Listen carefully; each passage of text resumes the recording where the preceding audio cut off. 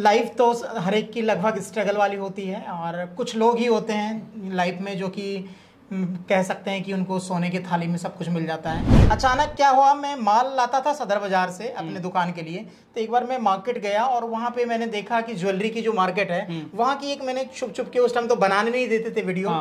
बड़े डर लगते थे लोगों को कि यार क्यों बना रहा है, टैक्स वाला है ये है। मैं 1400 रुपये लेके आया था जब मैं आया था आज से 20 साल पहले। आज मेरा अपना फ्लैट है दिल्ली में, कार गाड़ी बंगला सब कुछ है।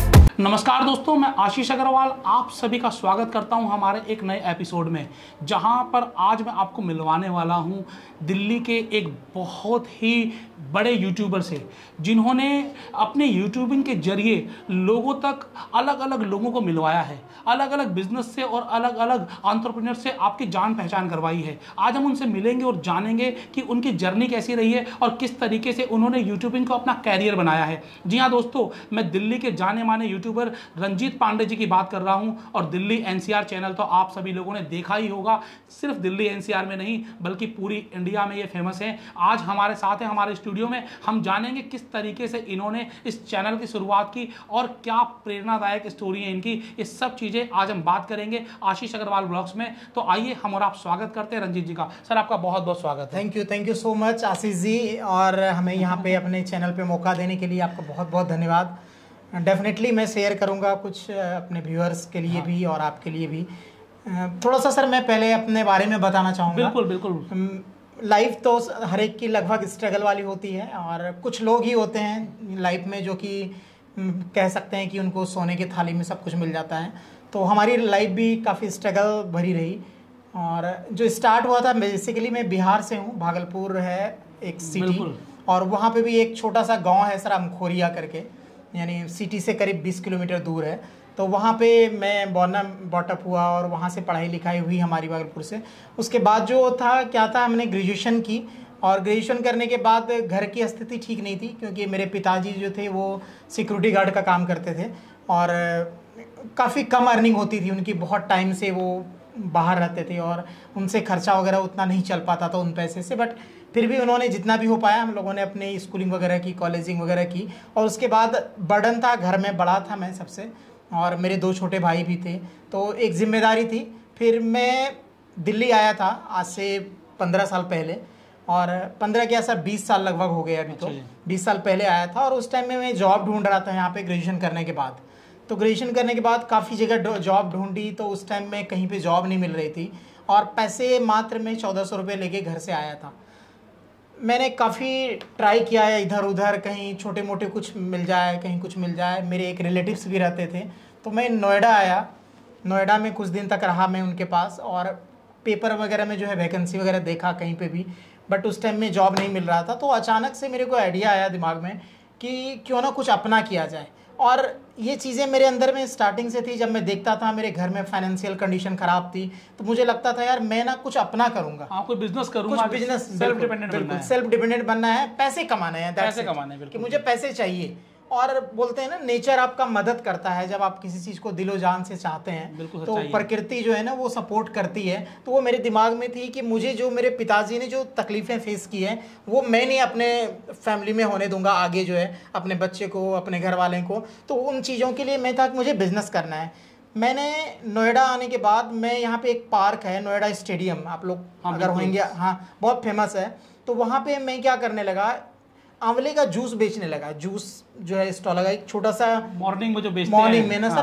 तो मैं जो है रामदेव बाबा का जो है पतंजलि का एक बॉटल लेता था और उसके बाद जूस बेचना शुरू करता था वहाँ पे। तो मैंने 10 रुपया ग्लास रखा और ये किसी को पता नहीं था। मैं जिसके साथ रहता था, भाई थे हमारे रिलेटिव्स में, मेरे भाई वगैरह थे, तो उनको भी नहीं बताया। तो वहाँ से मैंने लाइफ स्टार्ट की।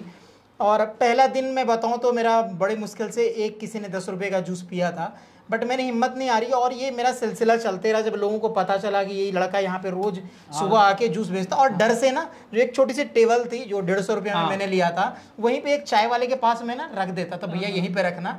और फिर तो ये मेरी स्टार्टिंग थी, सोचिए बिजनेस की।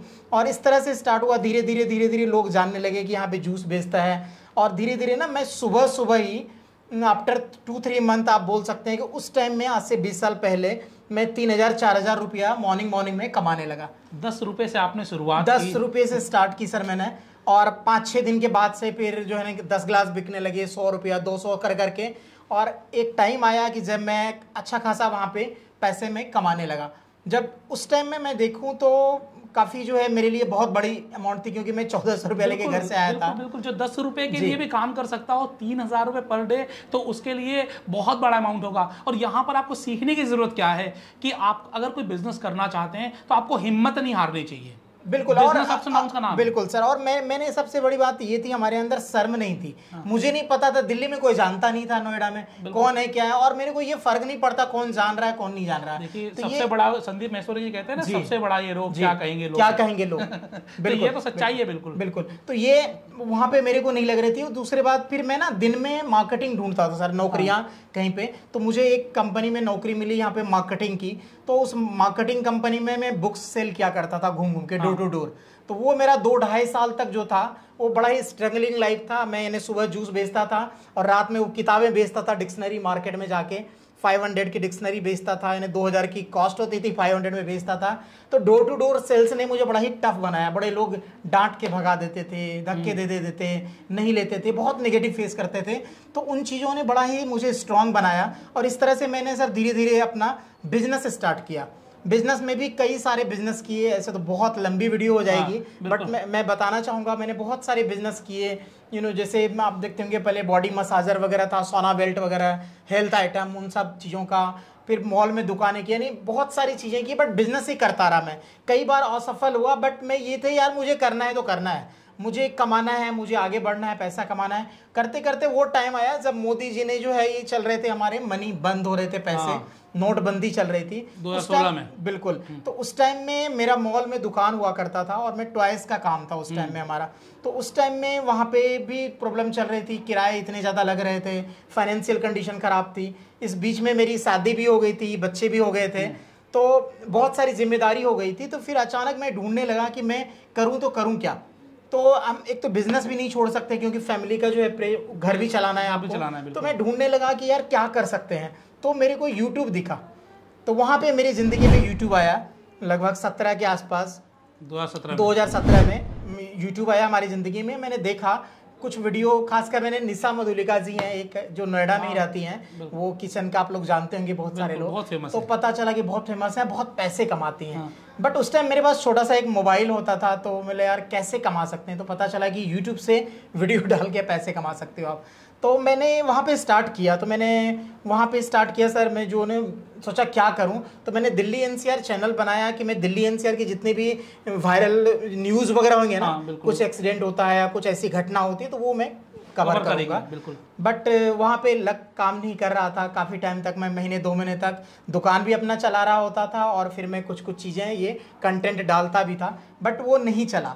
अचानक क्या हुआ, मैं माल लाता था सदर बाजार से अपने दुकान के लिए। तो एक बार मैं मार्केट गया और वहाँ पे मैंने देखा कि ज्वेलरी की जो मार्केट है वहाँ की एक, मैंने छुप छुप के, उस टाइम तो बनाने नहीं देते थे वीडियो, बड़े डर लगते थे लोगों को कि यार क्यों बना रहा है, टैक्स वाला है, ये है। तो वहाँ पे मैंने एक वीडियो डाली कि ज्वेलरी खरीदें किलो के भाव में। तो उस टाइम पर जब मैंने स्टार्ट किया था, उस टाइम में होलसेल की वीडियो थी ही नहीं यूट्यूब पे। मैं पहला बंदा था जो होलसेल की वीडियो डालना स्टार्ट किया, और वो वीडियो रातों रात वायरल हुआ सर। वायरल हो गई, तो वो मेरी लाइफ का जो है टर्निंग पॉइंट था यूट्यूब में। और वहाँ से उस टाइम में फिर मुझे नहीं पता था इतनी जल्दी इतने पैसे बनेंगे।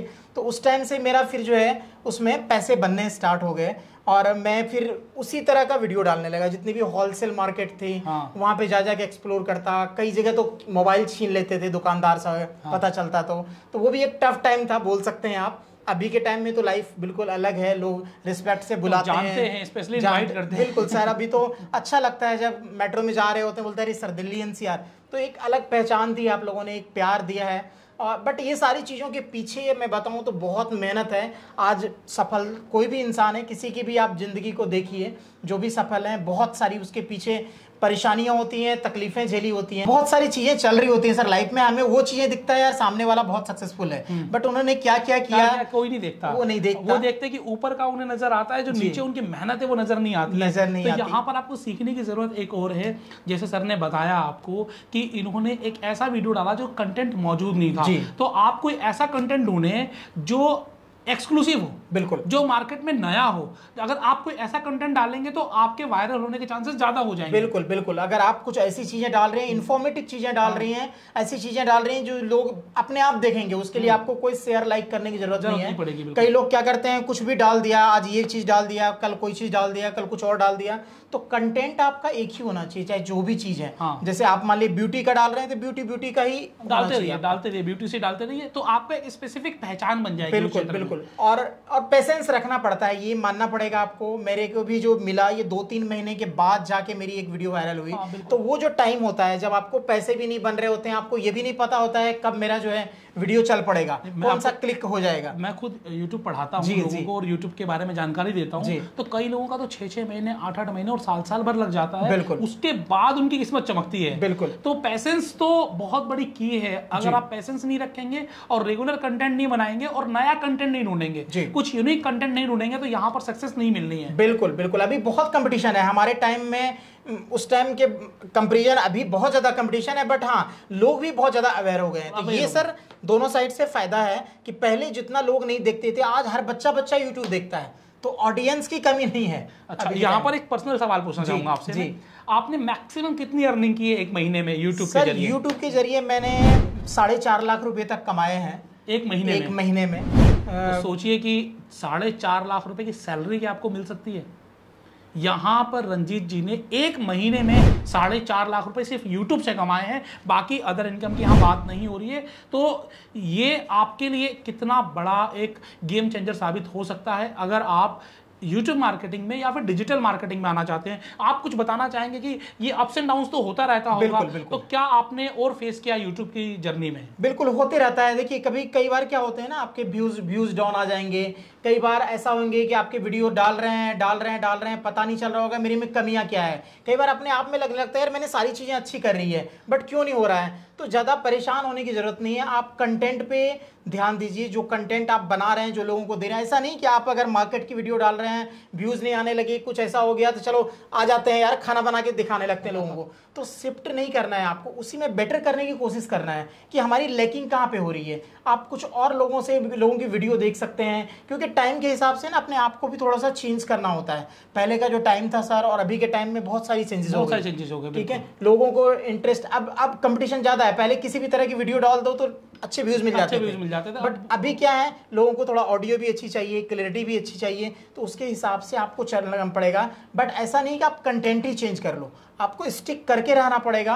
और डेफिनेटली मुझे लगता है टाइम लगेगा, बट सक्सेस तो 100% मिलना ही मिलना। आज आप एक सक्सेसफुल यूट्यूबर हैं, 20 लाख से ज्यादा लोग आपको फॉलो करते हैं। जी। आपको कैसा लगता है, क्या फील होता है? बहुत अच्छा लगता है सर, बता नहीं सकता। पैसे तो जो आते ही हैं, पैसे तो एक अलग हटा दीजिए। हाँ, बिल्कुल। कोई भी काम करते हैं आपको पैसा मिलता है उसके लिए, बट जो लोगों का प्यार मिलता है वो वाकई में उसका कोई ये नहीं है। लोग सेल्फी लेते हैं सर, साथ में जाते हैं, तो वो एक फीलिंग लगता है यार क्या हूं मैं क्या हूँ, कुछ नहीं है कि जो फीलिंग आती है ना वो अनबिलीवेबल है, उसे बयां नहीं कर सकते। इसके लिए आप लोगों ने जो प्यार दिया, यूट्यूब ने भी बहुत सारे अवार्ड वगैरह दिए, गोल्ड अवार्ड और सिल्वर अवार्ड, कई सारे अवार्ड दिए यूट्यूब ने भी, और बीच बीच में कुछ ना कुछ भेजते रहते हैं गिफ्ट, तो बहुत सारा प्यार मिलता है। कई ऐसे आपके क्लाइंट बन जाते हैं, कई ऐसे आपके चाहने वाले बन जाते हैं, व्यूअर्स, वो लोग भेजते रहते हैं सर कुछ चीज़ें। तो ये प्यार जो है ना, आपको एक बहुत बड़ी फैमिली बन जाती है सर, आप पूरी दुनिया से जुड़ जाते हैं। तो इसका एक, आज मैं आपके चैनल पे हूँ सर, और आपने यहाँ पे बुला के हमें इतना प्यार दिया, थैंक यू सो मच आपके लिए। ये भी एक बहुत बड़ी बात है कि कोई आज मुझे इतने बड़े चैनल पे मौका दे रहे हैं बात करने का। आपको बहुत बहुत धन्यवाद। ये आप बेसिकली आप एक प्रेरणा स्टोरी है लोगों के लिए, आप एक प्रेरणा स्रोत है लोगों के लिए। तो मैं ये चाहूँगा कि आप उन सभी लोगों के लिए जो ऑनलाइन कोई भी कुछ भी करना चाहते हैं, आप उनके लिए कुछ मार्गदर्शन दें, कुछ बताएं उनको कि किस तरीके से वो अपनी बिजनेस जर्नी को, एंटरप्रेन्योरशिप जर्नी को सक्सेसफुल बनाएं। बिल्कुल, आप बहुत अच्छी बात कही है सर ने। आपने अभी के टाइम में बड़े सही जगह की ये वीडियो भी मिल रही है, यहाँ की भी वीडियो आपको मिलेगी।